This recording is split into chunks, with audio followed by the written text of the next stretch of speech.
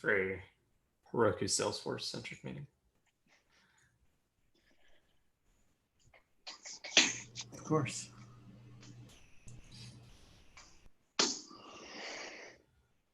Can y'all hear that when my chair cracks? Yes. Mm-hmm. God damn it. I need to do something about that.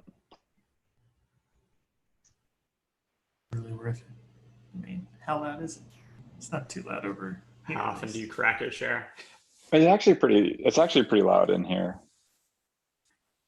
I just don't care what. I do care what it happens to other people. You can just mute your mic. I do that. I'll often go like, because I know it's going to be loud when I lean back. Have you installed CRISPR on Mac, or if you're on Windows, you can install the RTX voice or something like that. It does like the tries to limit anything that's not speech across the mic. What's the likes thing? I joined, I think, right after CRISPR. missing what it is we're talking about. I'm trying to figure out whether it's just chair that makes noise when he leans Chair back, that or makes his noise, body. Just that broken of a man. No, I think a bunch of joints cracking. Yeah, I turn 40 next year, so that's when my body starts making cracking noises, I think.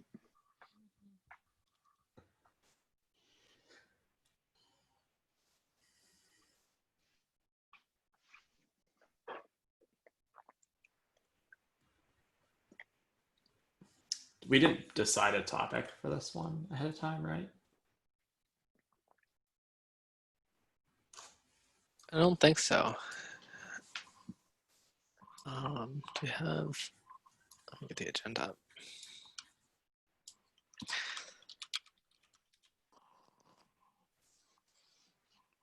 We don't even have an agenda topic this week, or agenda.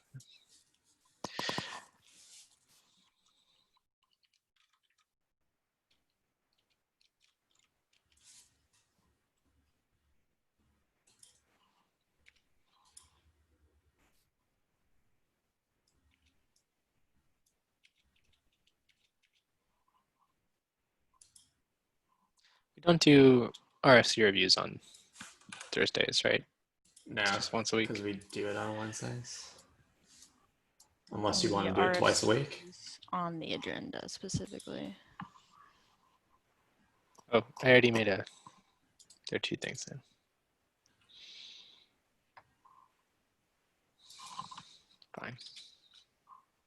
Fine. Thanks, Google Docs. Do you know, Emily or Jesse, if you were able to help Paul with his RFC? I put some comments on there, and he was responding to them. And then he just pushed some commits, I think, earlier today. So maybe he'll be ready to present. Maybe he'll think he's ready to present. I don't know. It's the first time I really helped him out, so I have no idea exactly what we're expecting. But I just wanted to pre-ask some questions, so hopefully. Yeah, I just wanted to make sure we weren't being the slackers on our end after committing to helping him. Yeah, I don't think so. I think he's moving it along, so I think we'll have something probably next week from him. Cool. Should we get started? We're waiting for more people. Steven? I don't think so. If folks have things they want to talk about, definitely put it on the agenda. A few people just joined, but we may not have too much this week.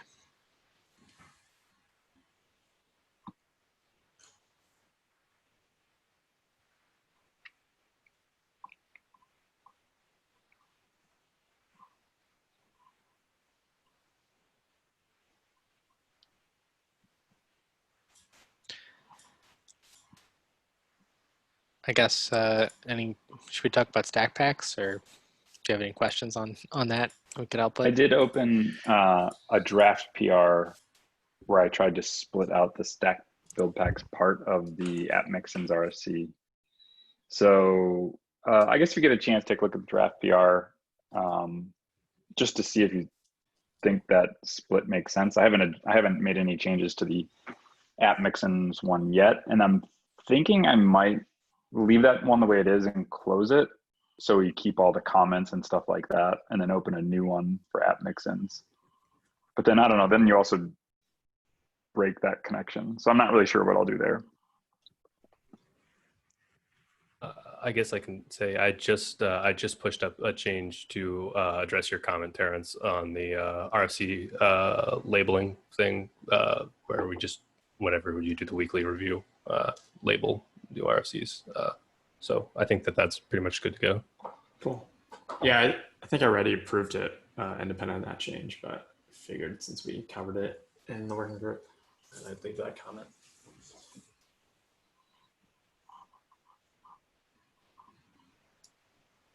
I'm pretty excited for getting that through.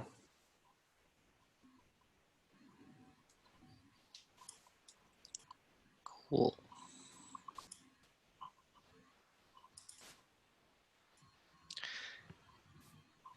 Anything else? We could always talk about stuff related to 1.0 or like, are there, I know there's your breaking change doc, Stephen. Are there still things from there? Because I know you only opened like 3 RFCs and there was a handful of other topics on there as well. I think everything on that was in that doc originally, there may be more breaking changes than the things that I collected on that doc, but I'm pretty sure everything on the doc originally that was breaking has made it into an RFC that's either been approved or is nearly approved. Okay. I can pull it up and see. Are there any other breaking changes people are aware of that they would like to try to get through? 2 things. I want to completely kill metadata TOML, as I've raised before. I feel like this isn't a thing that matters to a lot of people because it's sort of file the lifecycle uses to talk to itself. Is that part of the spec? It is, now that we became more thorough with the platform spec. So like, I think it's important that's part of the spec because we've said before people should be able to swap out individual phases of the lifecycle, and therefore this would be necessary to do that, to know what the file format is. But nobody's actually doing that as far as I'm aware, so practically it doesn't have a lot of consequences, and getting rid of it will make that whole situation easier to deal with anyways. And then second thing, I wanted to do a reorganization of labels on the app image. I feel like they grew sort of organically and the data is not. Key names are bad, things are grouped in ways that don't totally make sense. And a reorganization there would go a long way to make me feel really good about a 1.0.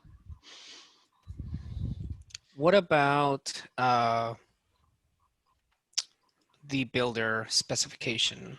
I feel like we're still pretty attached to builders and how they're composed, but we don't have a spec for it. Yeah, I created an issue on the spec repo because I think we really should have an extension spec for builders. I don't see that as a breaking change before 1.0 though, because it's a different specification, the way we've discussed before. Like builder could be in OX builder spec, even if we went to 1.0 with platform and Buildpack.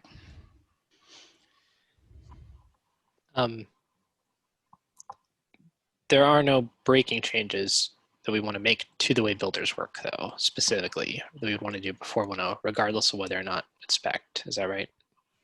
Well, I think we'd want to revisit the labels as well. I think it's a little bit Labels not including well builder organized. labels. Yes. Got it. I'll add that to the doc. What was the second thing you said about reorganizing, Emily? I was just trying to capture it in the doc. Labels. I was thinking about app image labels, but Javier made the point that builder labels probably suffer from the same problems. Oh, and the last thing is that right now on your app image metadata, when you see the Buildpacks that participated, you don't see meta Buildpacks. If they were there, you only see the Leaf Buildpacks. I think we can put that under labels because that information would end up in a label. But I'd like to include that rather than purely reorganizing the data we have. I feel like that data is nice to have on display later. It affects reproducibility though. Do you want, if you use a selection of build pack names and versions, and then you, I guess there's maybe even a more general topic on reproducibility here. If you use the meta build pack and then later you switch to decomposing it, do you use want just the 3? Like, it does have that impact on reproducibility, right? The results are the same, but you wouldn't get the exact same image in that case. But I think the traceability outweighs the reproducibility in that case.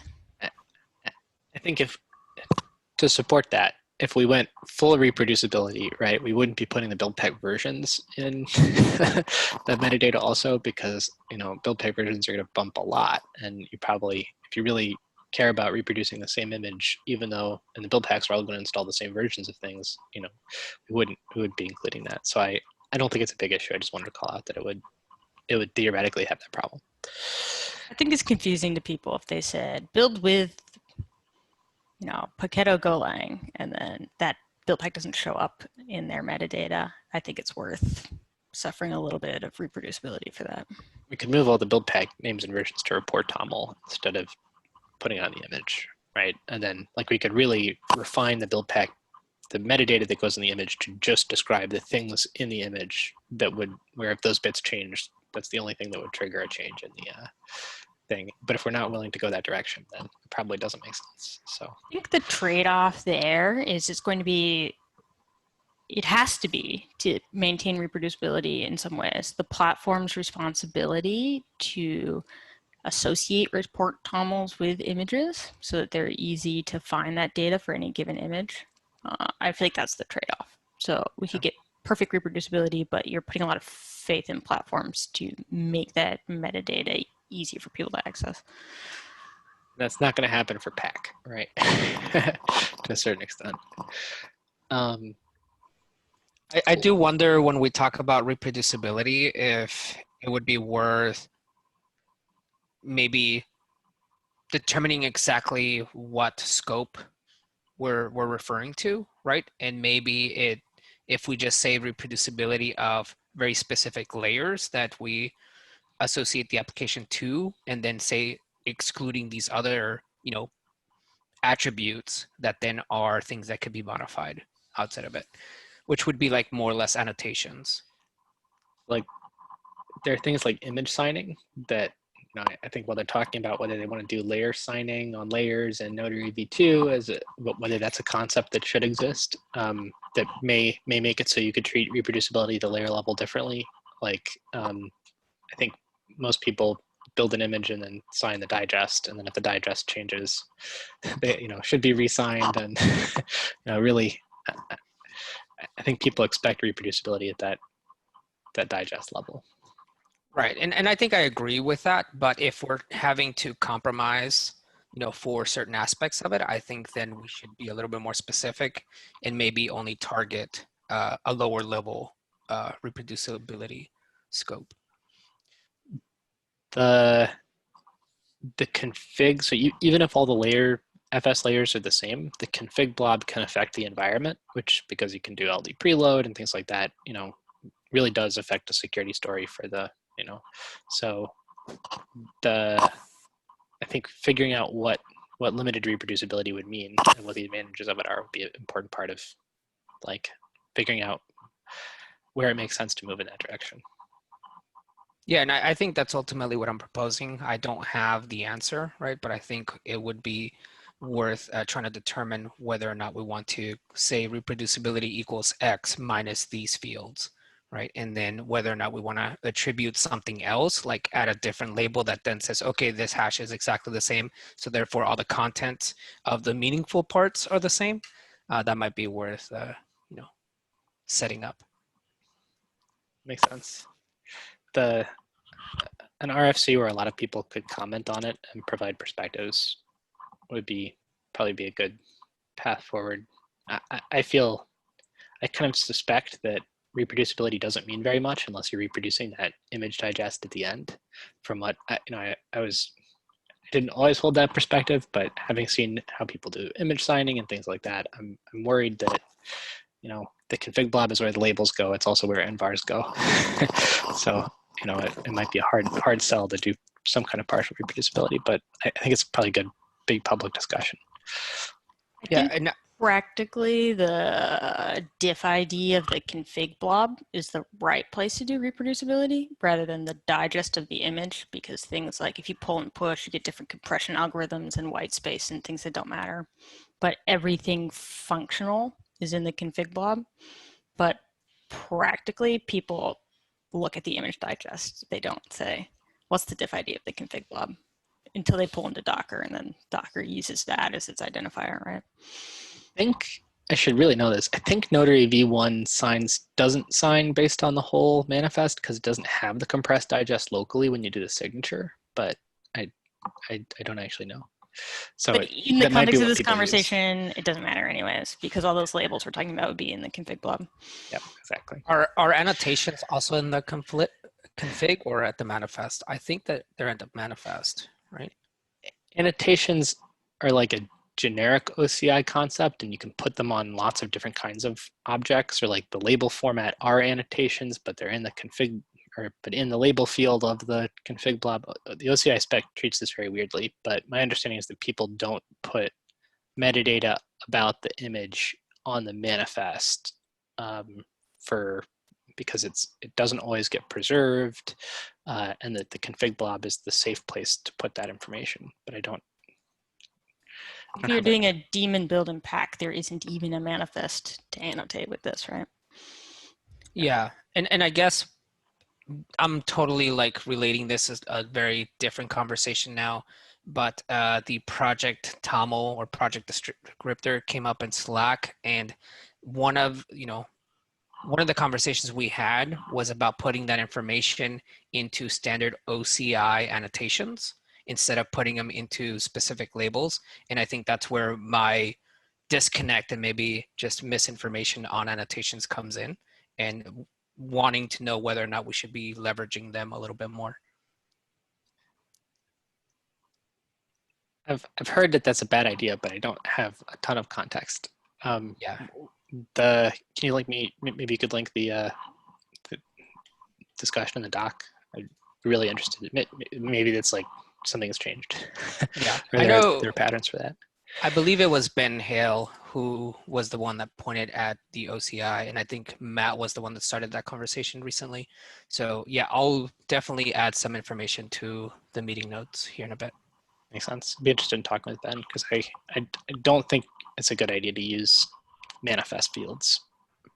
I think the one place the spec has gone towards manifest fields, well, not manifest fields, to annotations. So I think they're config annotations, not manifest annotations, is some of the what used to be standard labels like org, open container, author, whatever. The spec used to recommend they were in labels, and now it recommends them in annotations. But I think that's still at the config layer, not at the manifest layer. OCI spec or yeah, OCI makes spec. sense. Makes sense. Reading at it now, and it does say manifest, just FYI. I mean, again, reading ad hoc, but there's the link. I just put it in the chat. If we want to continue this conversation, I know I just kind of threw it in here out of nowhere.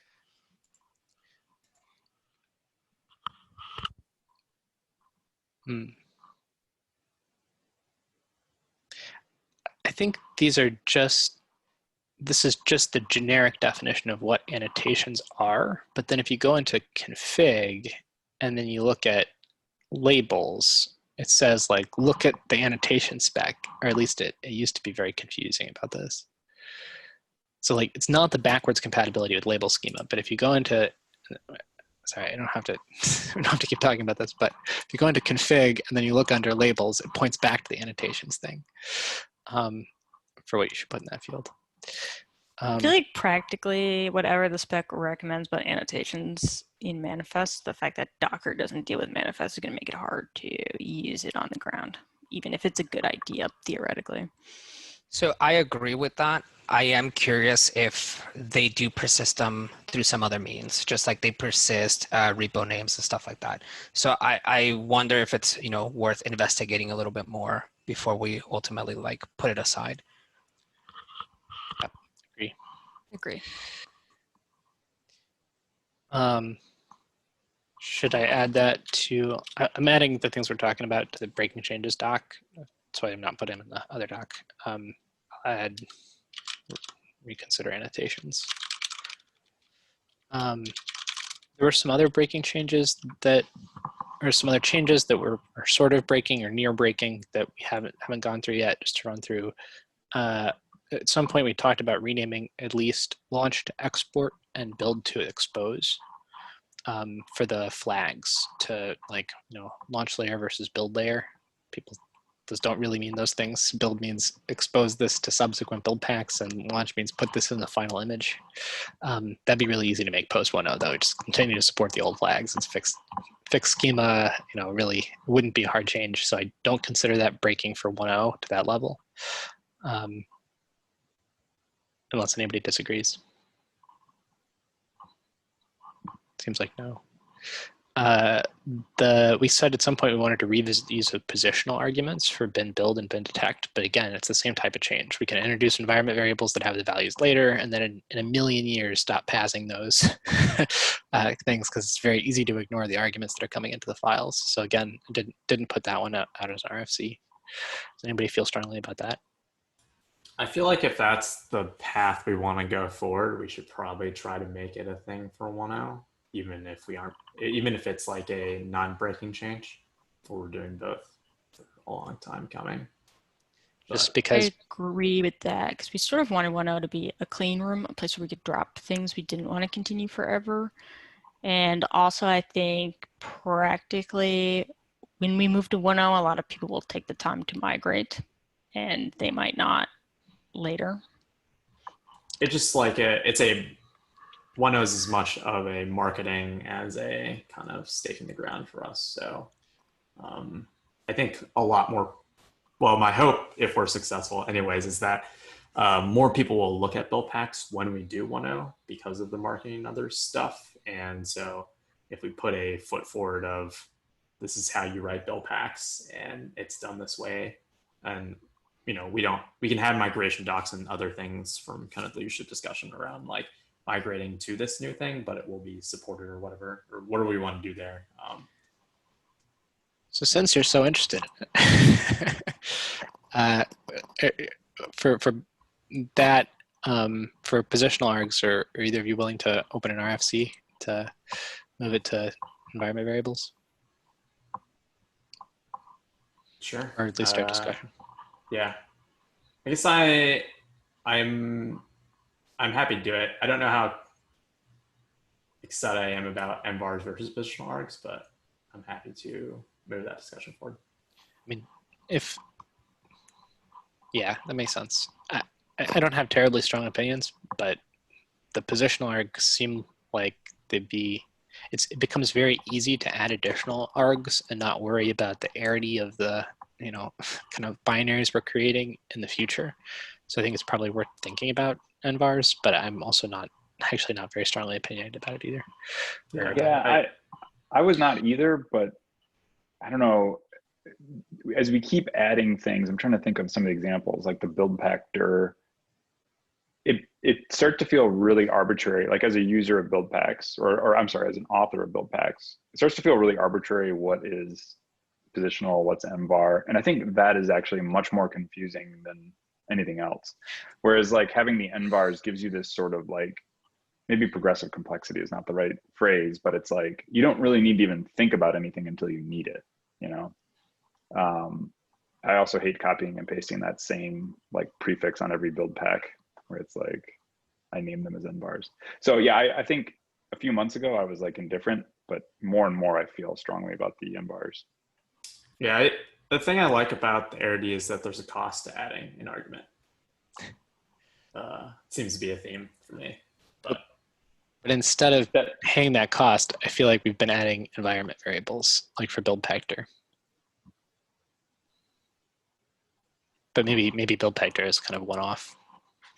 No, I think there's going to be things like I think we're going to need a stack type for the stack packs. You know, like there's just going to keep stuff like that's just going to keep coming up, and a lot of that, like the stack type, does not belong as a positional argument. It's way too infrequently used.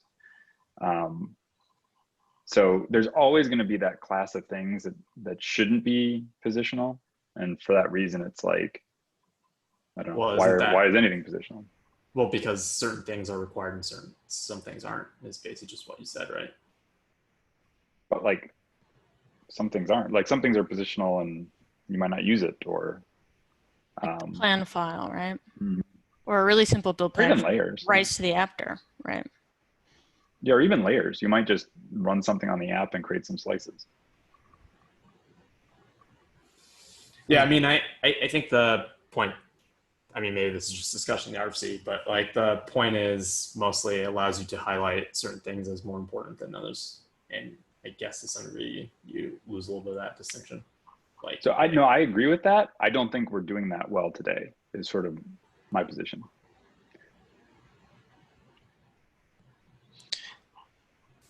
Maybe we reduce the positionals, like app and layers. I feel like are the two really important ones that people should be thinking about, and everything else is like maybe you want to think about it. App isn't positional. It's not, but it's Oh yeah, that's dirt. the working there. Just layers then. I could totally see that as an option. It'd be still easy to do that because it's the first argument, I think, and so you could still support the rest. Makes sense. That's a pretty good compromise. But what do you? For what it's worth is like, I know we have across the Paketo set of build packs, we probably got like 40 or 50 build packs. I think it's probably like at least 10 or 12 of those that do not create layers at all.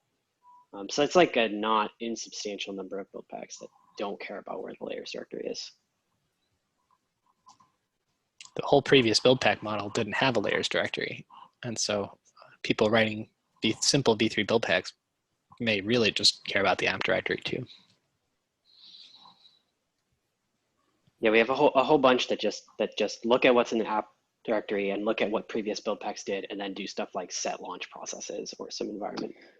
Technically, you those still need write the launch to layers layers, dir. though. Yeah. To do that, you need to write the launch toml to the layers dir.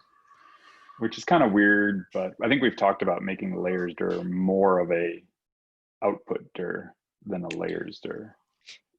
You'd still need a place to put the nvars on disk so that they can be read by the launcher at launch time. And so you'd end up creating some kind of layer where the nvars for each build pack, like you do, the lifecycle would end up doing the same thing that the developer would end up doing when they created the dummy layer. Yeah, so I don't want to like dive. Stephen and I have been having an ongoing discussion about this particular API, that the launch process environment variables API. We have, for these specific build packs, we have a bunch that just set like launch commands, and some of them maybe want to set some environment variables, but the build packs themselves don't have any layers. So we end up with this like kind of weird Rube Goldberg machine API where we say like, here's what the launch processes are, and then create this other layer here that doesn't really have anything in it except these environment variables. And then I don't know off the top of my head, I can't remember off the top of my head where the launch toml goes. That goes in the layers directory. If it does, then why isn't there just a launch directory with an M directory inside of it, right next to the launch.toml file? If that's true, it's a reserved, it would be a reserved directory, right? well, because you can have basically M stuff per layer as you pull stuff in, which is why they live in a particular layer. So the concern was about ordering in that case. Like I might have multiple layers that all modify, say, the path with an append argument, an append environment variable, and I care about, say, like the ordering of the path at that point. I think in some ways it's about reuse, so you don't have to rewrite them every time. You can say the important things here haven't changed. Whatever I put in there was good the time before. Yeah, also, now that we have process-specific environment variables.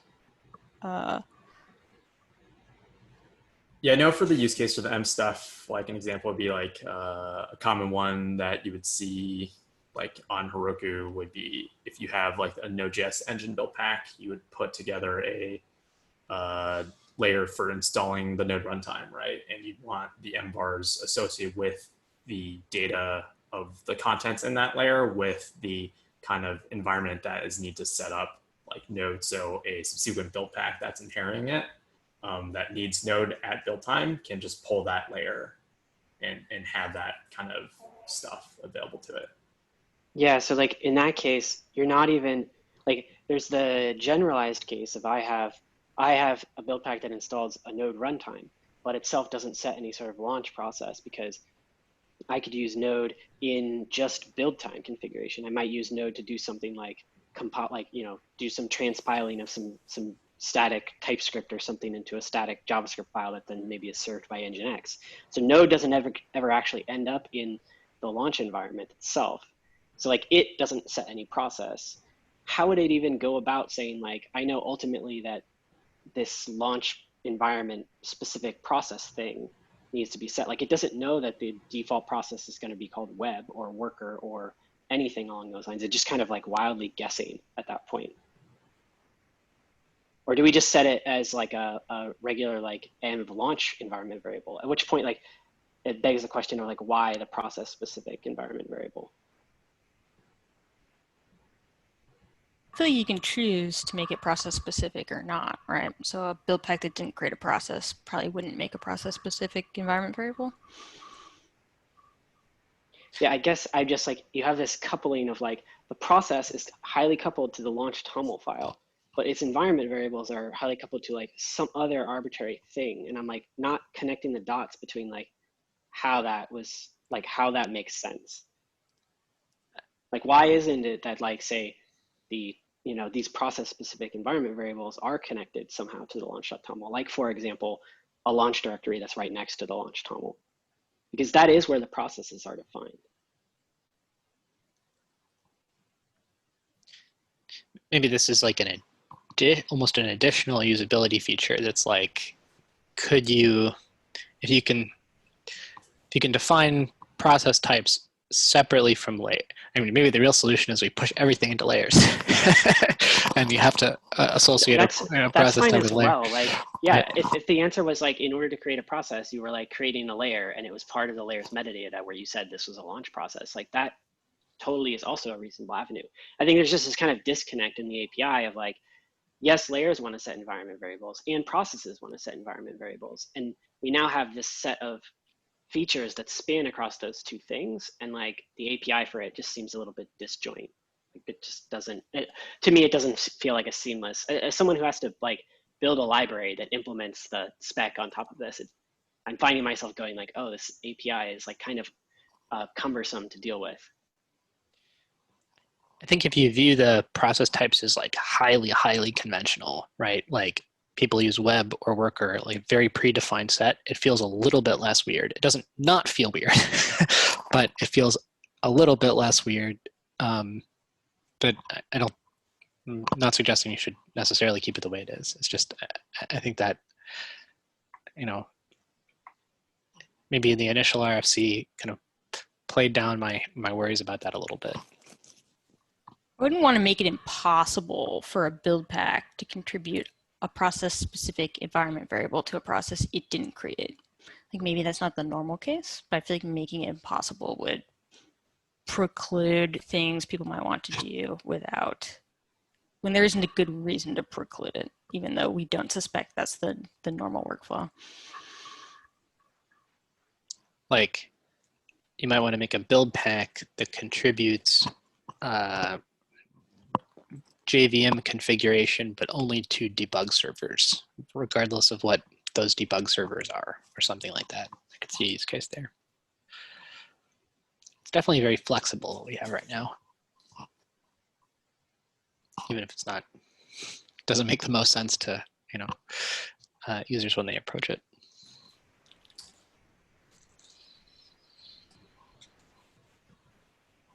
Is I guess I'm still trying to understand the use case of what you're talking about, Ryan. So you have a build pack that writes a process in launch TOML, right, of some sort.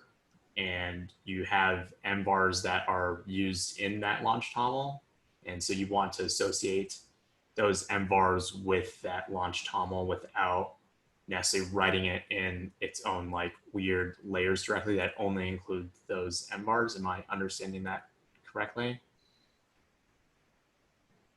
Yeah. So I guess like to me, just like the coupling, I guess, of the process to the launch toml, but then its environment variables being coupled elsewhere in the kind of like file API for the sets of like things you can specify is like that is there's kind of a to me like it doesn't feel like cohesive as far as like how I would think, oh, I need to set an environment variable for this process. It's like, well, you declared that process and all of its arguments, and you said that it's direct false in this one file, but because you want to set an environment variable, you have to like create this whole other file, and like there's this thing called a layer that you probably don't really even care about, but you got to put this thing over here in this metadata file because that's just how they're done. And like that, to me, like that, like there's just kind of a in the usability of the API is like kind of a disconnect.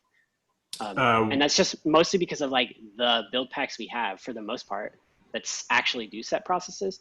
Almost none of them have layers that they contribute that have anything else in them.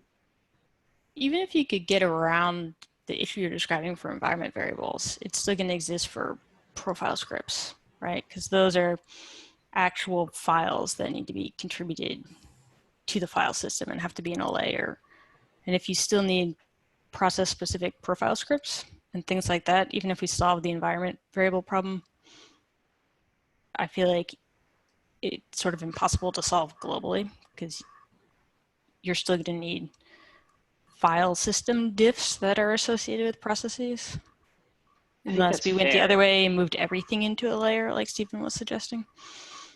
Yeah, that actually might be like the more reasonable route to go. It might not be that like we create this separate set of ways for specifying things like profile scripts or environment variables that are specific to processes, but instead say you can relate a process type to a layer. And when you go about declaring the layer as part of the metadata for the layer, you can say this layer has a process type attached to it and declare it there instead of in the launch toml. It would feel really good to kill launch toml in a way. Yeah, Sorry. Aren't we putting more launch stuff toml in was launch weird. toml? Yeah, we just put more things in there. That's where slices go. That's where bomb goes.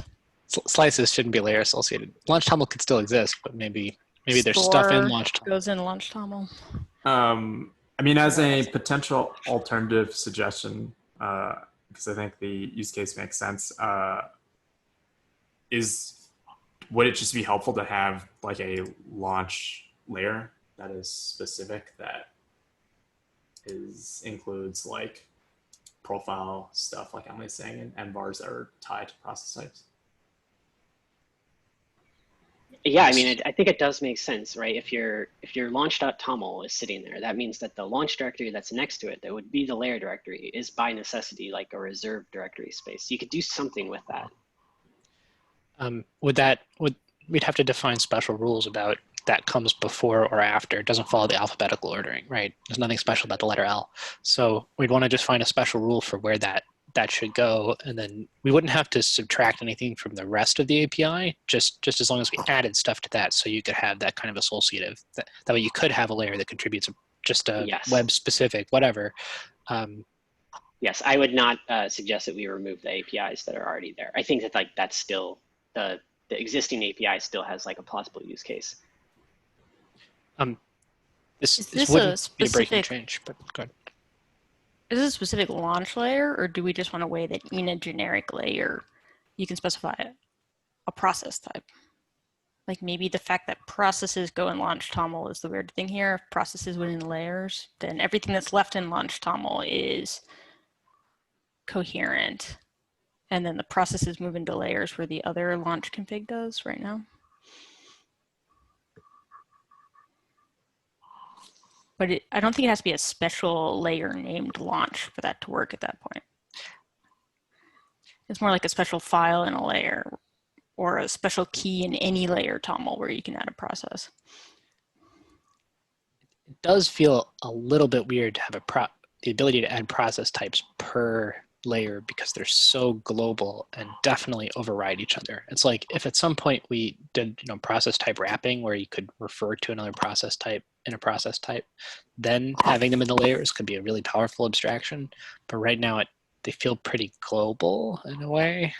Yeah, I guess the thing that makes me pause and why I suggested the thing I said was that you can also imagine a build pack that has a process that requires multiple layers. And if the process is tied to a specific layer, like that feels kind of weird in that sense. Layers often refer to each other though, right? Like you have a node modules layer that was built using node, or like there are layer interdependencies that exist in other contexts where they're not very isolated. And that's the build pack's job to make sure the right ones are rebuilt. Right, but then like where does my process, like where should my process in the, if we put in say the layer.toml, right? Like which one does it belong in? Like I guess at that point I create a process specific layer at the end. Is that the solution then? That is kind of what we that is kind of ultimately what we have today with the API, which is to say, like, I would put the process type information in the launch toml, but then I still have to make like a process specific layer that really is just setting the environment variables for the processes I define in the launch toml. And that's because the build packs that do set launch processes don't have layers that are doing other things, right? So it is kind of already what the API is doing. We just don't have it, it's not designated like with a specific name. Maybe this is really all purely additive. Yes, you can specify process types per layer. Yes, there's a special directory for launch toml, and you can keep specifying process types. We can make all of that as a non-breaking change, right? And let you choose between this kind of global layer that's already reserved anyways, right? Because we have launch.toml and it reserves launches layer, and specific layers, and it gives you a default layer name for those weird cases where you want to add environment variables, and I just call it something, right? So it seems very reasonable to me. I would just want to have there not be more than one way to specify a launch process at the end of the day. If we do it in the layer, then we hopefully move to that direction, or if we keep launch toml where it is, like, I can see for backwards compatibility reasons, but I think we should be pushing one way or the other, because unless there's like a big benefit to having two ways to do it because it's solving two different real use cases. Here's an argument. So if we start looking at layers as distribution artifacts, right, with the new asset RFC, you could just symlink to them directly, and those layers also come with start commands, right? You can imagine a build pack, say the launch, I'd expect launch and launch toml to be last, right? So the build pack could pull in a dependency that comes with its own start command, right? Isolated into one layer, and then you could use launch toml to override that with something custom. So you could, that's a little future visiony, but couldn't you just write your own whatever launch layer that comes out after? You could, but then you're like coming up with a random layer name that's later in the alphabet, trying to prepend to underscore when you might have this very convenient launch toml that always runs at the end, and it's kind of defined that way, right? And launch layer directory. We could make the launch stuff like how init does it, right? Where they're numbered based off of your place in the build pack detect order. They already run in build pack detect order, or like that. That's not an issue. It's that the layers run in alphabetized order, and so some people do use the init style, numerical prefixing in order to ensure that the layers execute in a particular order. Right, but we could explicitly do that for like launch layers or something. I think it already works that way. Or like you can do that init style appending of numbers to those layers, and unless I misunderstand. Well, I guess like as a build pack that's running, I don't actually know when in the order I'm running necessarily. If I like just own and write this build pack, so I wouldn't know without basically doing math to figure out like what number to actually prefix a layer if I wanted to do it that way. Your layers are going to run because the build packs run in detect, you only need to know where you are in the detect order. And then if you care about how the layers contributed by that one build pack run, you can prefix them. You don't have any control over whether your layers run before or after other build pack layers. It's always fixed. It's always in the position, right, of the random update detection. This sounds like it'd be I put it on the breaking changes sheet, and this seems like it'd be a good RFC that could kick off a lot more discussion. We can keep talking about it. There are a few other large breaking change, or not. There are a few other sort of breaking changes that we've mentioned over time that I could talk about Sure. also if we want to move on. Cool. I don't want to end discussion now if there's more stuff there. Cool. So with the changes to arguments, where we do bash parsing of each of the arguments, we had talked about whether that was a little bit too something, or if we wanted to be able to turn off bash parsing of arguments when bash is there. Or one idea I had, Emily, I mentioned, was you could use env subster instead of bash, so it wasn't too dynamic and you didn't get too much weird behavior. I'd written that down. Is that something we care about? I care about this. I feel like right now we're doing something that works practically in most situations, but would be better if it was explicit for bash processes. And that is, if there's no arguments, you can have an entire script in your command. Or you can have, multiple parsed arguments.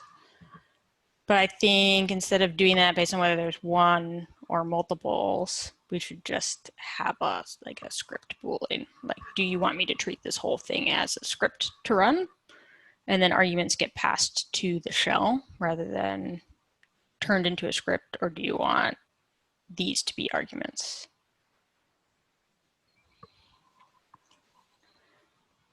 Because I think both of those cases make sense. And doing it explicitly is better than doing it implicitly. I think I agree with that. It was like we wanted the ability to specify environment variables from the outside that don't get interpreted in the outer shell, all right? That you're running the Docker run-in, but that do get interpreted inside of the process. And then the interplay between that and having isolated arguments that get passed directly to the process gets very confusing. One option, there's a command called env subster that'll do environment variable interpolation without other shell magic, if that makes sense. That might, one of the cases you came up with before would be solved by we were passing everything directly, but we're env substering stuff first, so it's not some very complicated eval of each environment variable that could have unexpected results. But we can do that. I think that alone doesn't solve all the problems because we still have a tokenization issue, right? I think there's a question of, I think if you say this is a script, you're taking responsibility for coding things in a way that when they get evaluated, the tokenization is correct. And if you say it's not a script, however you originally tokenized it, it's going to stay tokenized that way. Like the fact that your environment variable evaluates to multiple items, they're still going to be treated as one. I feel like the simplest thing is just to let people be in one of those cases or the other instead of doing something more magic than that. I think I agree. Just wanted to bring it up as an option. Anything else on that one? Or I had two more that are pretty floofy, sort of, I guess, but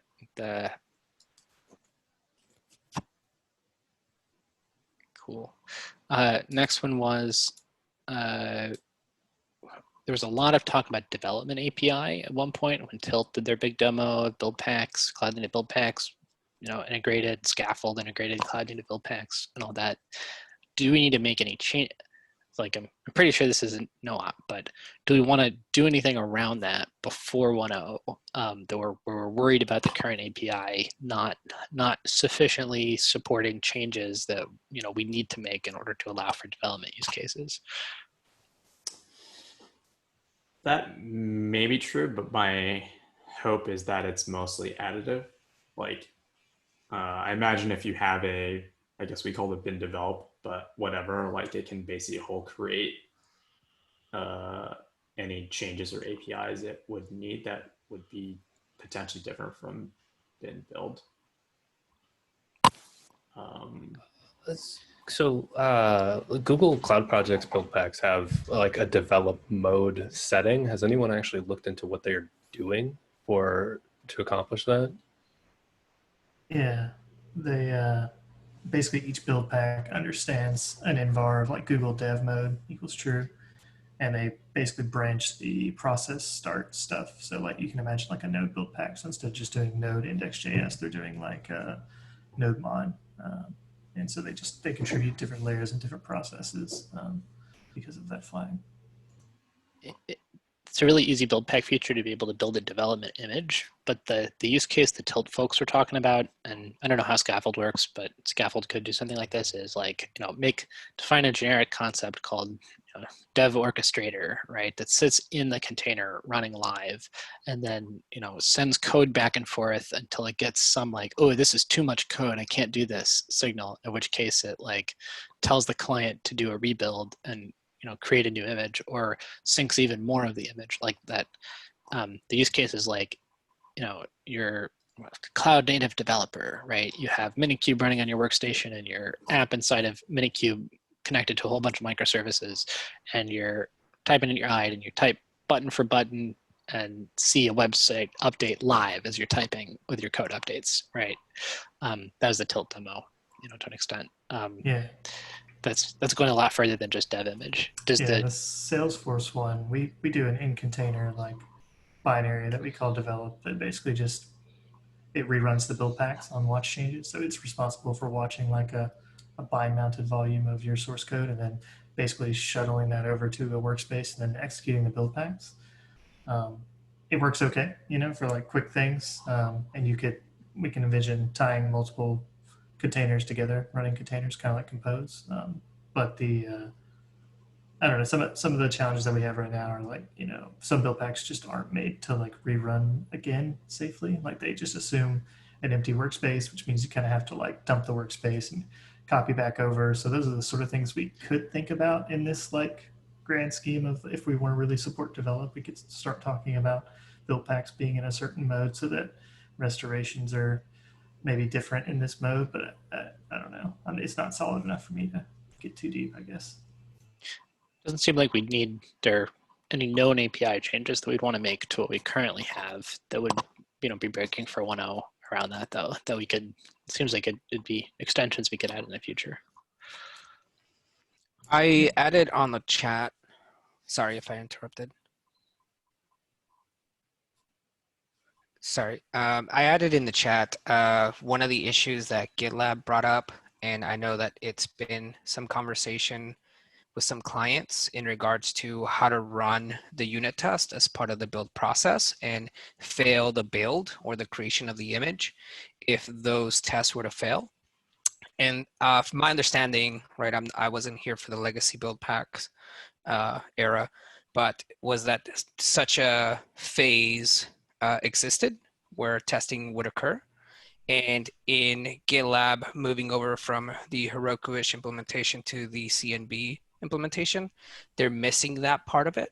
And they're still asking for it. And what I think is happening is we're conflating maybe the testing aspect versus the development aspect, right? Where in my mind, they're very different. One of them is about getting very fast feedback and, iterating quickly during the development process. And another one is ensuring the contents, right, or the integrity of the build within the same environment for which that build occurred, right? And I feel like the latter is really important for CI/CD purposes if we want to get build packs to be adopted.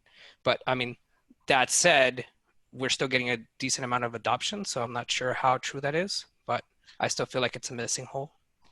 I think I've seen people have run unit tests during the build process and fail the build if it doesn't work, just like on top of the existing API we have today. Is it like, I've heard people complain that it doesn't work very well when you're running integration tests during the pack build for some reasons, and then told them not to do that. Yeah. Do we feel like that one? Yeah. Do that with the image. Right. Do we feel like there are changes we'd want to make? Sorry. I mean, yeah. So I think Jesse also helped work on test back stuff. But I know from how it was done with Heroku was that one of the big differentiator was that you can do it, but it requires you to kind of custom roll your stuff. Whereas if it was part of an API, it would allow every build pack author to write a way to do testing for your build pack in kind of a standardized way. And I think that's kind of the big difference. So if you are a platform like GitLab and you want to be able to say, let's say, for example, Paketo supported this test API as part of the CMD because you support, everything, right, for it. And it meant that no matter what language or whatever I'm using, when I push this thing and I build it, I can run it through GitLab. I can also run the tests associated with it. And every build pack author kind of defines how that's done specific to the set of build packs. Some build packs may, if I'm just setting, say, the launch process stuff that Ryan was talking about, maybe I don't have to support that because there's not a thing specific to that really needs to be tested as part of that build pack. But maybe if I have a node thing that has node tests, for doing that, I can have that part of that build pack define a way to kind of run it in that environment and pull in maybe separate dependencies or whatever and kind of figure out how to do that in its own defined area. And every build pack has the opportunity to kind of opt into that where it makes sense. I strongly agree. Oh, sorry, go ahead, Emily. Oh, sorry, I'm just going to quickly plus one what Terrence said. You can do it through our existing API. I don't think there's a gap, but to figure out how to do it, you'd have to go read the documentation for each build pack and pass whatever it needs on a one-off basis to get the test to run. But if you could do something like pack build -- test, if we just defined what the flag is or the environment variable is to turn it on, I feel like that would go a really long way, even if we do nothing else. Seems like a very easy to implement feature. If we wanted to, right? Literally could just pass an envar. It's build pack run test first, go.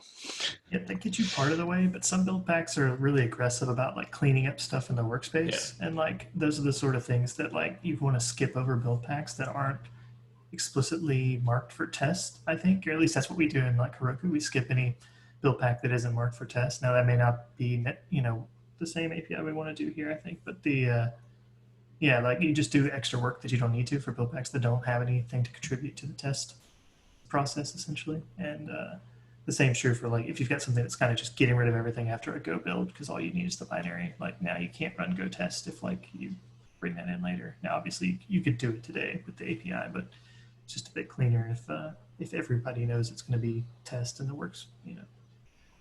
Maybe I also mentioned talking about it as well. I know that sometimes you have dependencies that you specifically pull in during development for testing, and then you would probably want those excluded from the final build as well. That means we would then have to run whatever supplying our modules or whatever twice then if we wanted to run a set of unit tests and then actually run the build. Is that the proposal? We do a build, check to see that we passed all of our unit tests, and then we do another build with the actual production step, or what's the deal with that? That's kind of how we do it on Heroku, is that we realize that some people definitely want that clean where the same image is used for build and test, but we found there are also a lot of people who want to do just what you said as well, right? Where it's I'm pulling in all these dev dependencies that I don't need in production, but I need it to do testing, right?